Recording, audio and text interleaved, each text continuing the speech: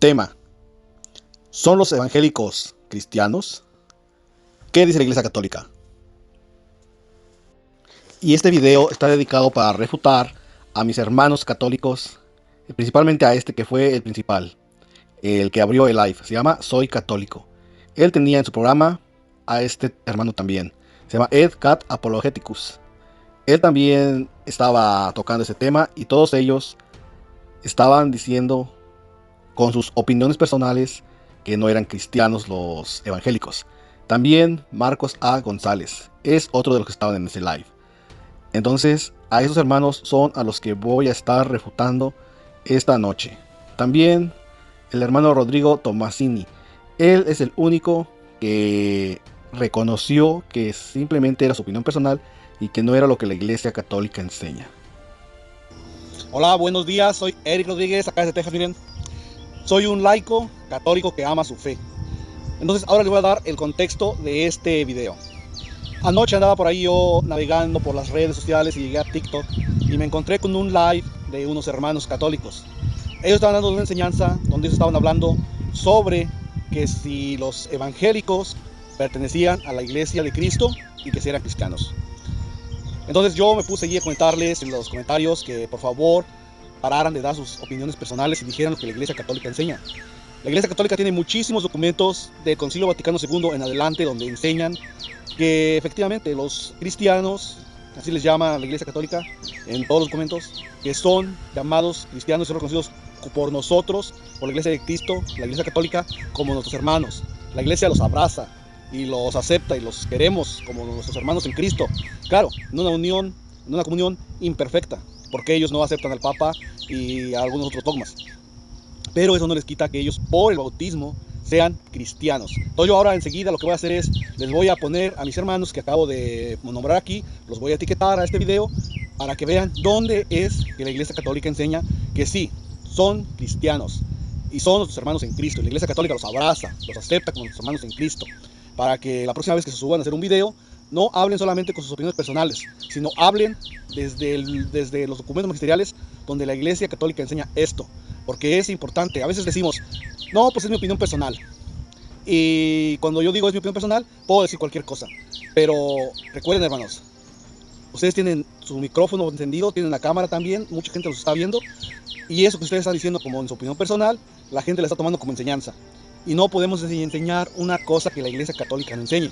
Entonces, yo los invito a que lean estos documentos magisteriales que ahorita os voy a poner, para que ustedes los estudien en casa y la próxima vez que se suban, prendan la cámara y se suban a dar una enseñanza, digan lo que la Iglesia Católica enseña y no sus opiniones personales, porque podemos dar nuestra opinión personal, pero hasta cierto límite, en cierto lugar.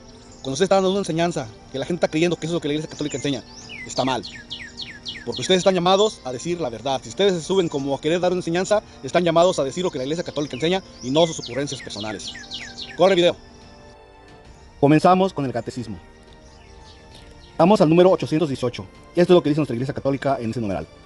Los que nacen hoy, en comunidades surgidas de tales rupturas, y son instruidos en la fe de Cristo, no pueden ser acusados del pecado de la separación, y la Iglesia Católica los abraza con respeto y amor fraterno, justificados por la fe en el bautismo. Se han incorporado a Cristo. Por tanto, con todo derecho se honran con el nombre de cristianos y son reconocidos con razón por los hijos de la Iglesia Católica como hermanos en el Señor. Repito, son incorporados a Cristo. Con todo derecho se honran con el nombre de cristianos por el bautismo. Después de que se bautizan, ya son cristianos. Y aquí tiene una U y una R y un 3. Eso significa que nos está dando una referencia que quiere decir Unitatis Redemptigratio número 3. Vamos para allá.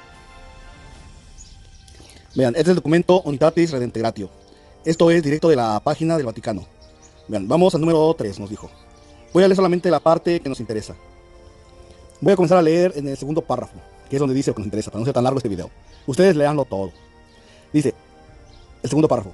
Efectivamente, por causa de varias discrepancias, existen entre ellos y la Iglesia Católica, ya en cuanto a su doctrina y a veces también en cuanto a la disciplina, ya lo relativo a la estructura de la Iglesia, se interponen a la plena comunión eclesiástica no pocos obstáculos, a veces muy graves, que por el movimiento ecumenista trata de superar. Sin embargo, pongan ojo aquí, justificados por la fe en el bautismo, quedan incorporados a Cristo. Por lo tanto, reciben el nombre de cristianos con todo derecho y justamente son reconocidos como hermanos en el Señor por los hijos de la Iglesia Católica. Vamos a leer un documento más. Ahora vamos a leer el Lumen Gentium de la Iglesia Católica. Miren, vamos a leer el número 15. El número 15 dice: la Iglesia se reconoce unida por muchas razones, con quienes estando bautizados se honran por el nombre de cristianos y no profesan la fe en su totalidad, o no guardan la unidad de la comunión bajo el sucesor de Pedro. ¿Ven? Aunque no profesen la fe en la unidad de la comunión bajo el sucesor de Pedro, o sea, el Papa, ellos por el bautismo son cristianos. Claro, en una comunión imperfecta, y aquí lo dicen. Pues hay muchos que honran la Sagrada Escritura como norma de fe y vida, muestran sinceros de lo religioso. Pueden leerlo todo completo ustedes, para que no digan que saco de contexto esto. Vamos a otro documento. Ahora vamos a leer el Dominus Jesus. Vamos a ir al número 17. También pueden leer todo el documento completo, pero yo voy a leer solamente el segundo párrafo del numeral número 17. Dice: por el contrario, las comunidades eclesiales no han conservado el episcopado válido y genuino e íntegra sustancia del misterio eucarístico. No son iglesia en sentido propio.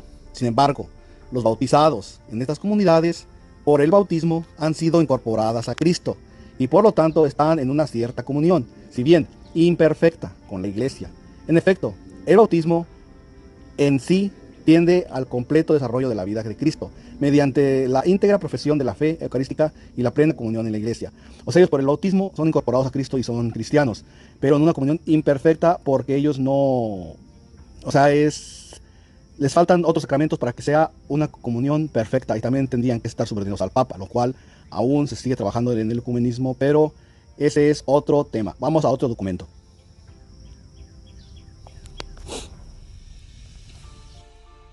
Vamos a leer este documento del 2020. Pontificio Consejo para la Promoción de la Unidad de los Cristianos. Obispo y la Unidad de los Cristianos. Vademecum Ecuménico. Vamos a leer el numeral número 2, donde dice una comunión real, aunque incompleta. Pongan ojo en eso. Una comunión real, aunque incompleta, como les había dicho, una comunión imperfecta. Bueno, dice: el decreto del Concilio Vaticano II sobre el ecumenismo Unitatis Redintegratio reconoció que todos los que creen en Cristo y son bautizados con agua en el nombre del Padre, del Hijo y del Espíritu Santo son verdaderamente nuestros hermanos y hermanas en Cristo. Véase Unitatis Redintegratio número 3. Por el bautismo quedan incorporados a Cristo. Véase Unitatis Redintegratio número 3. Se incorporan realmente a Cristo, crucificado y glorioso. Se regeneran para el consorcio de la vida divina. Véase Unitatis Redintegratio número 22. El concilio también reconoció que las comunidades a las que pertenecen estos hermanos y hermanas poseen muchos elementos esenciales queridos por Cristo para su iglesia, de tal manera que el Espíritu Santo se sirve de ellas como medios de salvación y por tanto mantienen una comunión real, aunque incompleta porque no profesan la fe en Pedro, o sea, el Papa, con la Iglesia Católica. Véase Unitatis Redintegratio número 3. El decreto propuso especificar mejor los ámbitos de nuestra vida de la Iglesia, en los que existen esta comunión y en que la medida de la comunión eclesial varía de una comunidad cristiana a otra. Finalmente, Unitatis Redintegratio se deja de reconocer el valor positivo de las otras comunidades cristianas. Lamenta que en virtud de la herida abierta por las divisiones, hay una herida abierta, señores, una herida que a la Iglesia le duele, dice que por las divisiones, a la misma Iglesia le resulta difícil expresar bajo todos los aspectos, en realidad la misma de la divina, en la plenitud de la catolicidad. Véase Unitatis Redintegratio número 4. Pues bueno, mis hermanos, ahí tienen tarea. Les dejo los documentos, léanlos completos, pero especialmente esos numerales, medítenlos en su corazón y vean si sus enseñanzas que dieron anoche son compatibles con lo que la Iglesia Católica enseña. Y aún hay más documentos y podemos explicarlos, desmenuzarlos, pero ahorita quiero hacer este video rapidito, solamente para darles referencias donde la Iglesia Católica enseña lo que dije. Los dejo, hermanos. Hasta la próxima. Que tengan buen día y que Dios me los bendiga. Chao.